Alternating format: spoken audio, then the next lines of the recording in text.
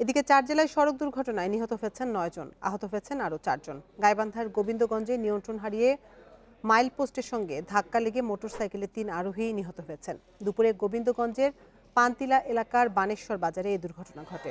বেলা 11:15টার দিকে চাঁপাইনবাবগঞ্জের রেহাইচরে ট্রাকের ধাক্কায় পলিটেকনিক ইনস্টিটিউটের 2 শিক্ষার্থী নিহত হয়েছেন। তারা হলেন চাঁপাইনবাবগঞ্জ পৌর এলাকার সিরাজুল ইসলামের ছেলে মিনারুল ইসলাম এবং গোপালগঞ্জের মুকসুদপুর উপজেলার সেলিম রেজার ছেলে মোস্তাফিজুর রহমান। ট্রাকটি আটক করেছে পুলিশ। এদিকে গোপালগঞ্জের মুকসুদপুরে পাথর বোঝাই ট্রাক নিয়ন্ত্রণ হারিয়ে গাছের সাথে ধাক্কা লেগে নিহত হয়েছেন 2 জন। এ ঘটনায় আহত হয়েছেন আরও একজন। এছাড়া খাগড়াছড়ির ভাইবোন ছড়ায় চাঁদের গাড়ি খাদে পড়ে 2 যাত্রী নিহত হয়েছেন। আহত হয়েছেন 3 যাত্রী।